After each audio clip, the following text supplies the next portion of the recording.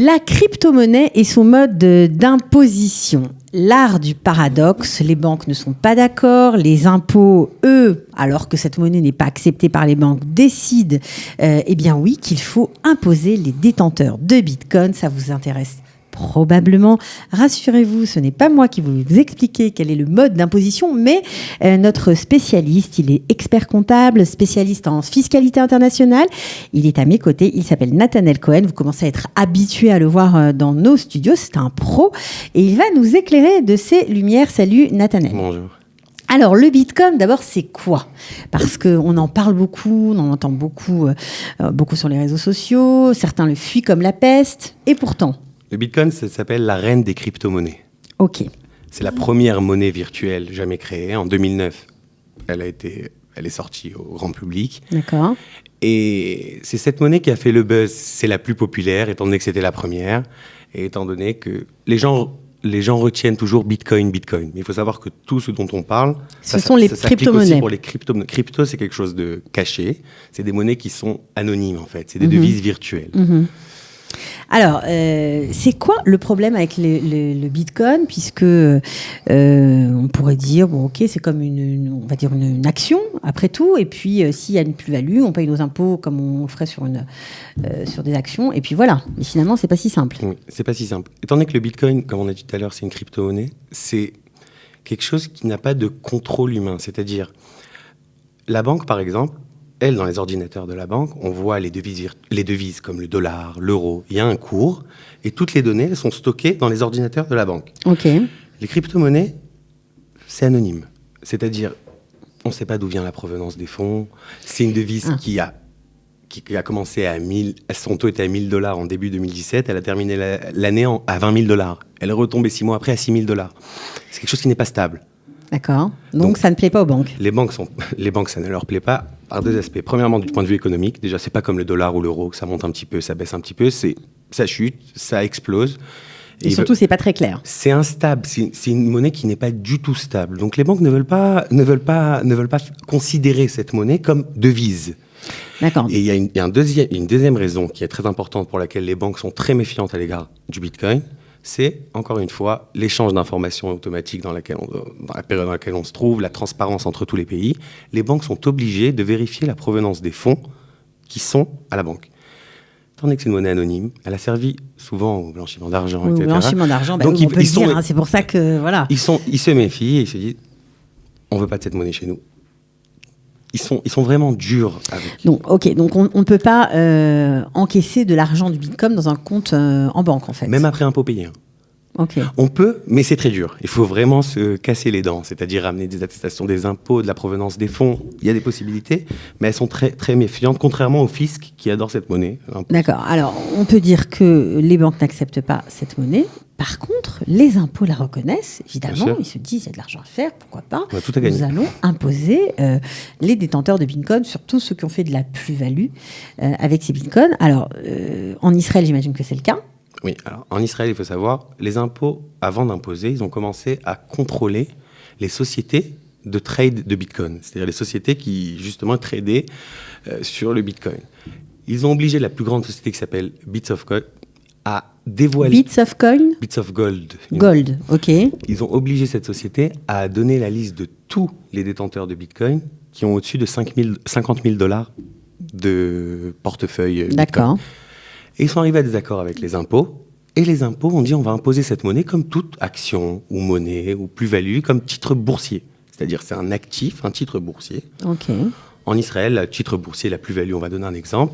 En Bitcoin, il a commencé à $1 000 en début 2017. Il a fini à $20 000 à la fin de l'année. On a gagné $19 000 sur une année. On a fait une plus-value de 19 000. La loi, c'est 25% d'imposition sur les plus-values de titres boursiers. Si c'est personnel, il faut savoir. Si on fait ça un ESSEC, une affaire, les impôts peuvent voir ça différemment. Et avoir un taux d'imposition plus important. Jusqu'à 50% et aussi assujetti à la TVA. Il faut savoir que le premier n'est pas assujetti à la TVA. C'est comme toute action. Bon, je répète pas, mais vous pourrez faire un rewind sur la vidéo et réécouter. Différence personnelle ou commerciale, perso 25. Savoir qu'il y a une imposition plus forte si bien sûr vous faites des bénéfices commerciaux avec cette monnaie virtuelle. Alors, comment on doit doit déclarer ce Bitcoin. Et est-ce que, ce que vous nous aviez expliqué dans une précédente émission, on avait un avantage fiscal jusqu'au 31 décembre 2018 pour déclarer des sommes qu'on n'avait pas déclarées. Est-ce que ça marche aussi pour le Bitcoin? Oui, le Gilou Imeratson, c'était l'autodéclaration spontanée. D'ailleurs, ils ont inclus aussi les bénéfices générés par le Bitcoin dans cette autodéclaration. C'est-à-dire, ils ont dit, voilà, tu ne nous as pas déclaré tout ce que tu as gagné par ces crypto-monnaies. On te permet maintenant de rentrer ça dans le sac de ton aveu et de t'immuniser. D'accord, donc on te permet de déclarer tout ton patrimoine, y compris le Bitcoin, ok, et donc de te mettre à jour avec nous, l'administration fiscale. On ne te poursuit pas pénalement. On te poursuit pas. On essuie l'ardoise, tu payes et c'est terminé. Mais il faut savoir que les impôts, justement, récemment, le 1er octobre 2018, eux, en début de cette année, vraiment, c'était l'année du Bitcoin pour les impôts. Les impôts, ils ont commencé à établir leurs lois, ils ont commencé à imposer tout le monde. Ils s'ennuient pas. Ils imposaient les gens, les banques ne recevaient pas l'argent, eux, ils gagnaient, et c'était vraiment la panique. Maintenant, les impôts, ils te disent, tu as gagné du Bitcoin, tu dois me déclarer déjà 30 jours après, au maximum 30 jours après, ta plus-value qui a été faite. D'accord. Plus-value, c'est pas seulement tu as vendu ton titre, c'est également si tu l'as échangé avec un autre titre. C'est-à-dire ? Tu avais du Bitcoin, ok, que tu as acheté bas, qui a eu un taux élevé après 6 mois, par exemple. Ok. Et tu as échangé ce Bitcoin contre une autre monnaie qui valait ce même taux.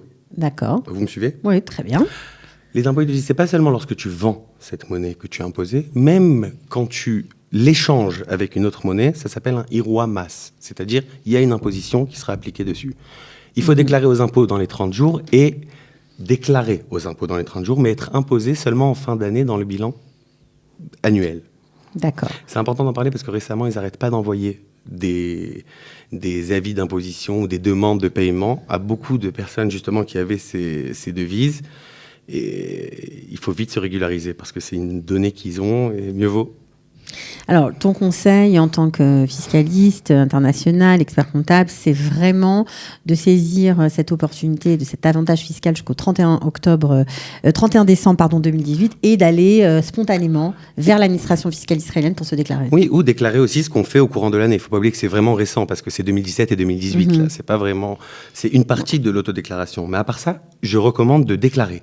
Commencez à déclarer les revenus qui ont été générés par le Bitcoin aux impôts et à les faire entrer dans votre bilan personnel comme toute plus-value. C'est vraiment un titre boursier complètement. C'est comme une action qui a été... Voilà, donc ne vous affolez plus si vous entendez Bitcoin. Ce n'est pas un gros mot. Ça peut entrer comme un actif dans son patrimoine. Ok. Exactement. Merci Avec beaucoup, Nathanaël. Donc évidemment, si on veut en savoir plus, on peut vous appeler, vous consulter sur votre page Facebook. C'est Nathanaël Cohen. Natco Consulting. Sur notre site. Ça, c'est la page Facebook, Natco Consulting. Et le site aussi. D'ailleurs, on a 2 articles sur le Bitcoin dessus, donc vous pouvez... D'accord, donc natconsulting.com, c'est le site. natcoconsulting.com. Je ne vais pas y arriver. natcoconsulting.com, ok. Merci beaucoup de ces éclaircissements. Et puis, vous revenez quand vous voulez pour nous parler d'un sujet pointu dont vous avez le secret. Merci beaucoup. À bientôt. Au revoir. Ciao. Israël, comment ça marche ? Vous allez adorer comprendre Israël. Israël, comment ça marche ? C'est tout de suite sur Studio Kalita.